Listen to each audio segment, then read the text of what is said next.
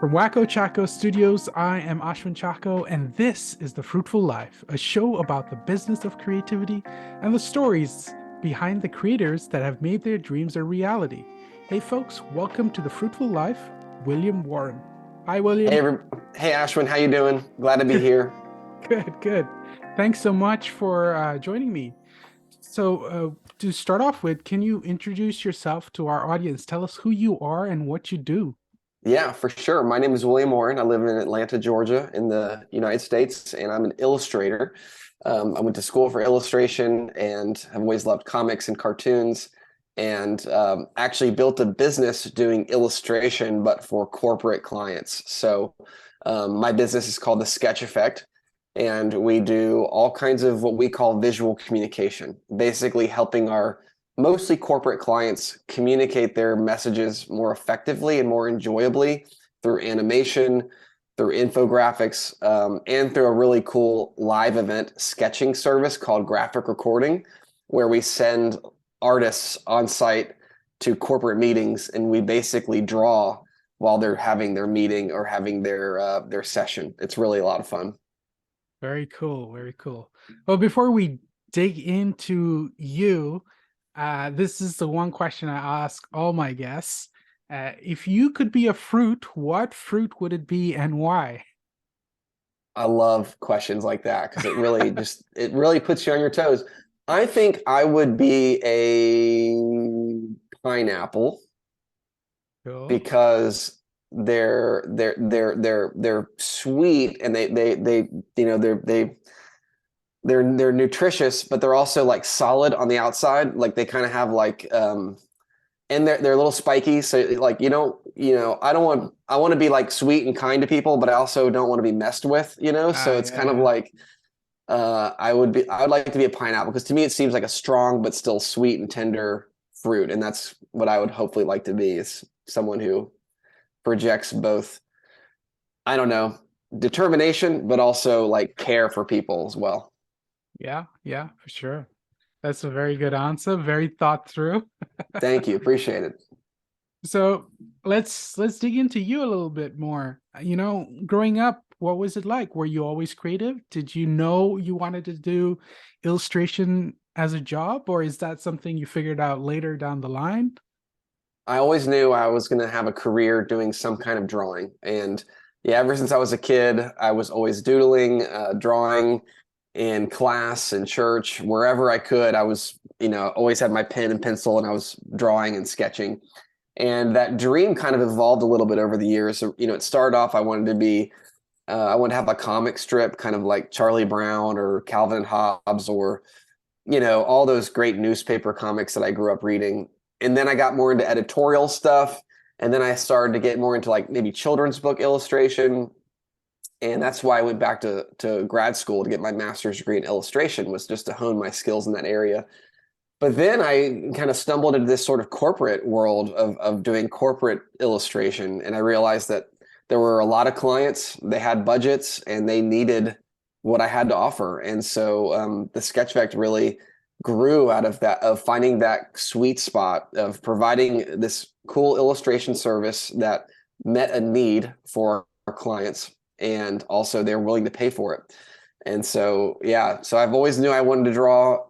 Kind of how that has manifested has been different over the years, but I'm very happy that I'm able to make a living sustaining my lifestyle through an illustration business. It's like you're reflecting my story back at me without That's great. well, elements of it. I think we pivoted at a path. I ended up going down design and then back to Yeah. children's book, whereas Yep. yours continued on the illustrative path. But And who speaking knows of, how we'll pivot again, That's the thing yeah, about being a creative. We that's all true. we love lots of different things. And so who knows kind of in 10, 15, 20 years what we'll both be doing. True, true. 100%. Um, so tell me a little bit about what was that nexus moment that got you to shift your perspective into, oh, I can go into this corporate world and build this business around this. Because like I think the biggest struggle most illustrators have is the ability to think of themselves as a business. So we all think of Right. ourselves as artists first. So Yep. tell me a little bit about what that process was like for you. Of course. So I was always terrified of the business side of things. The idea of being on my own in the real world, having to make a living doing my artistic thing was always a very terrifying notion. Mm, And so when I was in art school, I actually was so terrified of the idea of going on my own that I actually ran the opposite way for a season. I actually was able to get a part-time entry-level contract marketing job at a big company where I live. And I was sort of doing that job and finishing my degree at the same time. And in that role, I actually learned that business was really not as hard or scary as I thought it was. I learned that there were some things that I could do. I learned that there were some things that I could learn if I didn't know how to do it. And I learned that there were some things I could delegate to other people. Like I hate doing like operational things. And I learned that there's other people that are great at that and they'd be willing to help me. I don't like um I'm not great at like web design, but I could hire a web designer. There's things that you can learn to make the business side of things a little bit less daunting. And the main thing I learned though was so the sketch effect really emerged organically out of that experience because I started to draw and sketch during meetings when I was in that job. So I'd have my notebook and I would sketch my notes, or if I would have a whiteboard in the room and our team would be there and I'd be drawing the notes on the whiteboard. And for me, that was just kind of a fun, like creative outlet, just a way to inject some creativity in my day to day. But what happened was the people around me saw value in what I was doing and they said, "That's really cool. Can you come sketch at our meeting, or can you come draw some concepts for my presentation, or can you come illustrate this idea that I'm working through?" And then from there, the kind of the light bulb clicked and I realized, hey, this is a really neat skill I have and people are willing to pay for it. And so kind of got a few side gigs here and there, took some PTO to go do some jobs with some different people, started making a little bit of money from it. And so after a few successful engagements, I realized there could be a real business here, like a real mm. full-time business. And so I left my job. I quit that job and started my own business and started to take this thing and market it and sell it and package it. And that's really kind of how I started the business. It took some first it took the fact that I needed to have my fears relieved and that business was not as hard or scary as I thought it was. Yeah. And I actually could do it and I was smart enough and capable enough to do it. It also took some encouragement from people around me who were like, "Hey, you're really good at this sketching thing. You should go see if you could do that full time." But then it kind of took this business side of things where I realized that I had a product and there were people that were willing to pay for it, which is basically called product market fit. That's the concept of product market fit. And so based on those three things, I realized that, it's time to start a business. And so that was about 10 years ago. And just been growing and having fun ever since. Yeah, I think you busted some myths around business for creatives anyway, just in that um in what you shared so far. Number one, the big myth is you don't have to do it yourself, because we all that is the biggest thing. It's like, oh, I don't know how to do this. I'll have to do all this work on my own. But no, you don't have to. There you can delegate. It's Right. learning to trust those people. And then the second one that you mentioned there was learning that business isn't as complex as you think. It's simply put, a value proposition. You Yeah. have something valuable to offer that a market is willing to pay for. That's Yep. as simple as it gets. Yeah. But Yeah. The idea of business is really, really simple. It's yeah, you have something of value, they have something of value, and you basically trade, and then everybody exchange. Yeah, wins. yeah, Yep. yeah. It's a barter. Yep. And but that's step one, is establishing that fact, right? And learning that yes, it's a value proposition, and you've got a great idea. Step two is marketing it, and that's the second area creatives really struggle with. What would be Right. your 2 cents on marketing? Can you dispel some myths around it as well? Of course. So I think that there's this myth that creatives have, which is that if the work is good enough, it should sell itself or it should market itself.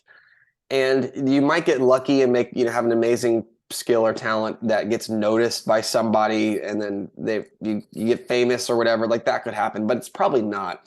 You have to go and you have to be your own champion. You have to be your own marketer and promoter. You have to begin with a great product. Like you can't take a crappy product and then go make a business out of it through excellent marketing. But you can sabotage a great creative product through poor marketing and through poor promotion. So you got to begin with a great product. But I think that we get really caught up on this idea of marketing and promotion, and the truth is that I think it's there's a lot of different ways to go about it. One thing I've always told myself is that each and every job I have is an opportunity to market and promote for the next job. So if I get a client, my job is not only to do an amazing job with that client, but also to see how can that job lead to 3 more jobs. And there's a couple of ways to do that. One is by doing such a great job that client has to hire you again. 2, doing such a great job that client wants to tell other people about you. And then 3 is encouraging or incentivizing them to tell other people about you. So we're talking about referrals, we're talking about testimonials. So at the Sketch Fact, we began with a very small pool of clients, but each and every job we had, we treated like it was the most important job in the world. And what that did is that just led to more and more work through referrals and repeat business and all that. But through some of the other parts of marketing, again, like you can hire and delegate out to other people. So like SEO, for example, is really important these days. Ads can be important based on your business model. And I don't know anything about that. So we've outsourced that to a team that we know and trust, and they're doing SEO for us. So with all that, it's just a combination of a lot of different tactics, but the main word there is activity. Is you got to be active. You have to be out doing. You have to be out checking boxes, doing action. Without activity, there's going to be no sales. There's going to be no new deals. Yeah, I think in your book you have a wonderful quote that says, "Work speaks. Stop thinking that work speaks for yourself, and switch to I must speak up for my work." I think that sums up everything you just said so nicely. Yeah. That idea of, I think it's something we all face with. Let the work will speak for itself, and Yep. then we just like to leave it there. But I think it's taking that extra step further that really propels careers and allows you to build your business. But within that, what do you think is the biggest struggle to build a business? Like what are the pitfalls that you see? One of the biggest pitfalls for creatives, and I have a whole chapter about it in the book, is we tend to want to do it all ourselves. And we've talked about this, but as creatives, we're very comfortable working by ourselves, all alone for long stretches of time on our thing. Whether it's animation or painting or drawing or design or photography or film, we're very used to working right here now, right in my immediate space by myself for long stretches of time. And so that kind of creates this notion that everything has to be like that. Like I have to do everything. I have to do it all by myself. And that's the biggest, I think, that's the biggest hurdle that creatives need to get over, which is that even if you're the most introverted of introverts, even if you like working alone late at night by yourself, you still need a team around you. You still need to delegate in some form or fashion. Because anytime you spend on things that you're not good at, or that someone else could do, or that you don't enjoy, that's wasted time. That's time that's taken away from your high impact activities, the things that really will grow and drive your business. It's taking away from that. So if there's something that you're doing on a day-to-day basis that you're terrible at, you don't enjoy, and that someone else is out there willing and able to do it, like you should get that off your plate as soon as you can. So like invoicing is a great example for creatives. Like if you're like me, you're not good at math, you don't like numbers, you don't like forms, you don't like all that stuff. I don't, because I know because I don't. And for me, when I finally delegated that to somebody else, it was just like magic started to happen because they were good at it. They liked it. It was less time that I had to sink into it. I could put my time towards things that really mattered and created more impact. and that part of our business improved. Our invoicing got better. They were more accurate. We caught more. We got more money. Our cash flow improved. And so I think creatives, the number one advice I'd give to creatives growing a business is look at the things that you can get off your plate and delegate out, and try to make that change as soon as you can. And it's going to cost money. It's going to be a risk, but it's a worthy expense, and it's a worthy risk to take. It's an investment worth taking. I mean, like for me, I know for a fact doing my taxes is like an impossible task. So hiring my accountant was the best investment I ever made, and it Of made my life course. so much better. Yeah, But that's a great one. Like an accountant, a website person, an yeah, SEO person, yeah. an administrative assistant. You know, if you're at that level of complexity in your business, there's endless things that could be delegated. Yeah, I want to circle back a little bit because we mentioned your book without actually mentioning your book. So tell us about your new book, Conquering Creatives, The Conquering Yeah, Creative. What caused you to write it, and what is the key objective of it? for sure. So yeah, I just wrote a book. It's called The Conquering Creative, and it's available on Amazon and barnesandnoble.com, I think. And it's basically a book that recaps a lot of what we talked about here, which is it's a business book for creative people. So people who don't normally consider themselves good at business, people who don't normally consider themselves interested in business, but they want to have a creative career. They want to make money doing their creative thing. This is the resource for them. I've been doing it now for 10 years. Once upon a time, I was that creative kid in art school who didn't want to start a business, was terrified of it, was afraid to sell, afraid to do forms, all that. Didn't want to delegate, want to do everything myself. And 10 years into running my business, I've realized, like we said, business is not as it's not as hard or as complex as you think. The bar is lower than you think. And just with some tools and some equipping and some encouraging, you can go and run a great creative business too. And so this book is distilling 9 kind of key themes or topics into 9 chapters, each one on a different kind of theme or topic. And it draws from stories, it draws from lessons I've learned from mentors, from advisors, from lessons learned the hard way of making mistakes and fixing things. And it's designed to be readable and actionable and practical. I wanted to write a book that would appeal to people who don't normally read business books. So it's fully illustrated. The chapters are fairly short. There's clear actionable, action, check boxes and stuff like that.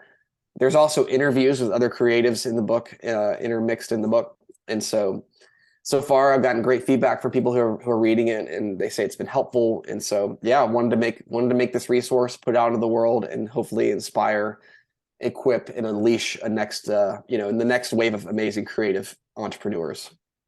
What compelled you to write it? Was there something that happened that forced you to do it? Because writing is a whole different art form of itself, you know? So I've always loved writing. So I've always loved writing and drawing, which I mentioned earlier. I always loved comics, and comics is both a combination of good writing and good, visual narrative. Yeah. So I always wanted to write a book, and it just felt like the time was right. 10 years in, we hit a couple good milestones in the business, and I felt like now's the time to make this thing happen. And so, yeah, I just love drawing. I love writing, and so as part of my role as CEO of my business, I don't get to do as much of that as I used to. So I'm like, I need an excuse to draw some more. So created the book.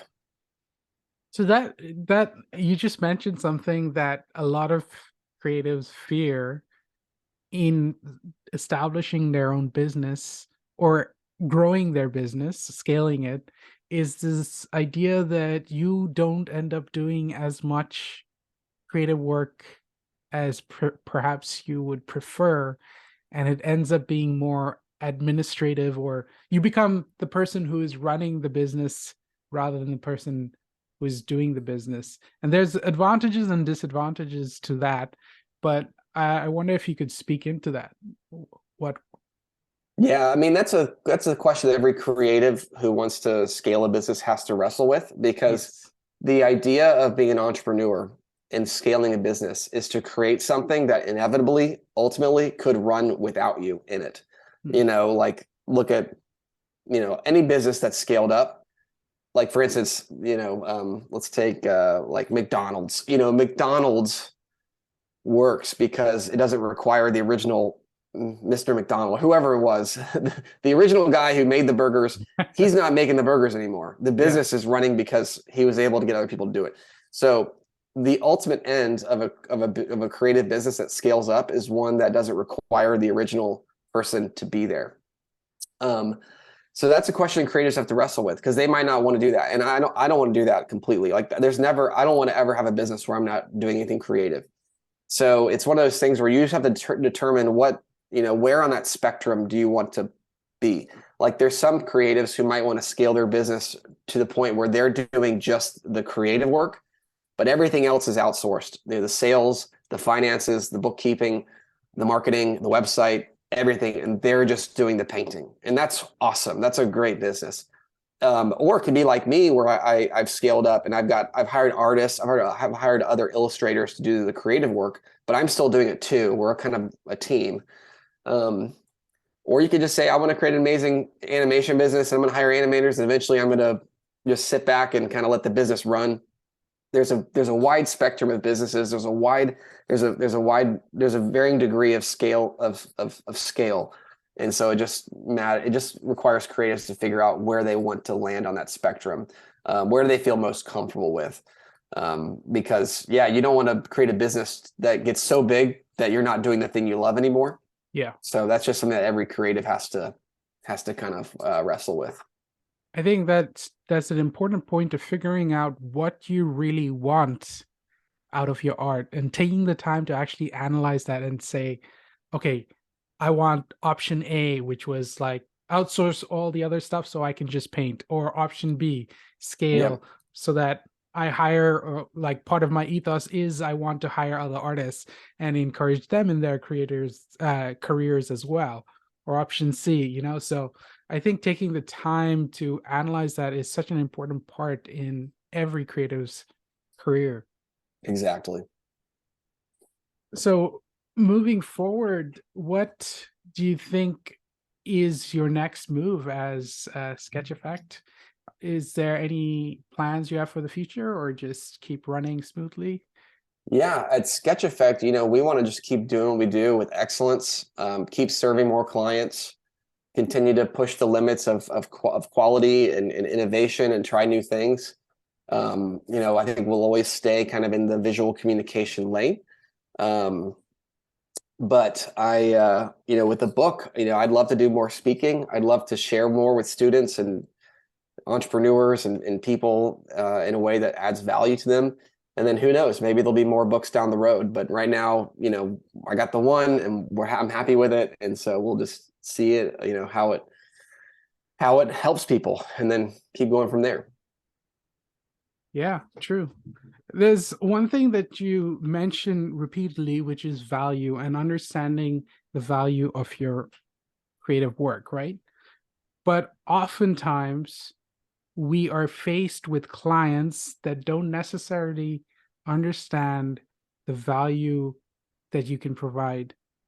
What insight do you have in sharing or being able to articulate or communicate your value to potential clients that might not know or understand the value that you could provide? I think one bit of advice I would say is to make sure you're trying to talk to the right clients. Like if you're trying to sell you can't sell rain boots to a fish. Like a fish is never going to see the value in that. Or like another example might be like you couldn't sell like a fruit smoothie to like a grizzly bear. Like whatever. Like it's not. You gotta make sure you're targeting the right potential buyer first. Because there's some people that will never find value in what you're offering, and that's fine. That's the marketplace. So you got to first find the right customer, but then you got to get really good at communicating that value, and that's one of the soft skills that I talk about in the book that creatives need to get really good at is communication. How do you boil down what you're offering into a really succinct value statement or value proposition that communicates how it's going to solve their problems, how it's going to provide pleasure, how it's going to meet their needs, why it's better, why you're better. I think creatives tend to we tend to not be as good at articulating the value because we want to show the value. Yeah. But the thing with creative work is it's not just about the show. It's also about how the thing that you're showing is going to make their lives better. Yeah. It's not just one thing to say, hey, here's an amazing like infographic or here's an amazing illustration, but how is that going to make their lives better? And so I think that's all part of the equation of communicating value. Yeah, like understanding what the ramifications of the art has on that potential client's business. So whether it helps that business to better communicate with their audience, or whether that helps them to advertise their product better. So I think you hit on that so clearly, is learning to articulate the value that the art will have on the potential business so that that business will grow. Right. Exactly. So what is one piece of advice you would give the next generation? I would say really understand the concept of growth mindset and lean into it. So growth mindset is this idea that, well, let me start with the opposite. The opposite of growth mindset is fixed mindset. It's this mindset that you're born with your skills and talents. That's what you're good at. Everything else you're not good at. Other people are competitors. Other people's success is a threat to you. And your path is fixed. You know, your skills are fixed. Growth mindset is the opposite. Growth mindset says, I was born with a set of skills and talents, but I can expand my skills and talents. I might not know how to do that thing, but I can learn. Or I can grow and get better at it. Other people's success is not a threat to me. It's an inspiration to me. I'm going to learn from other people. I'm going to learn from failures, and I'm going to grow through it versus, shrinking back. I think so much just requires growth mindset, and it requires courage just to know what that best next step is, and to take that step and know that you'll learn through the process. It's not going to be easy, but you can learn, you can grow, you can get better at things, you can outsource things. There's a lot of magic that happens when you learn that growth is possible. So well put. Awesome. And to end things, this is a question I like to ask all my podcast guests. What does the word fruitful mean to you? I love the word fruitful. And we actually just had a theme at our company called Level Up. And the idea is that if we're leveling up, if we're growing, and I drew this image of a tree. If our tree is big and strong and lush, then we produce fruit. And that fruit is good for us, it's good for clients, and it's good for the world. So I think being fruitful is just about making sure that you are doing things in the world that are good for you. It's healthy for you. You're adding value to the immediate people around you, your community, your family, and then there's a broader purpose too that benefits the world. So yeah, that's how I would answer that question. Being fruitful is being generative. Nice. Love Well, it. thank you so much for your time. I appreciate you coming on to this show. For And sure. hey, Yes, it was a great conversation. Love all these themes, great topics. and hey, thank you all for listening to this episode of The Fruitful Life. I hope you walk away with some nuggets of wisdom. If you do, please do me a favor and leave a rating and a comment to tell me about what you think of the show. Also, consider telling his friend that might like it. And if you found value in our conversation, consider picking up Willam's new book, The Conquering Creative. It's a fantastic read, and there are so many great takeaways that you can implement into your potential creative business. As always, be true, be you, stay fruitful.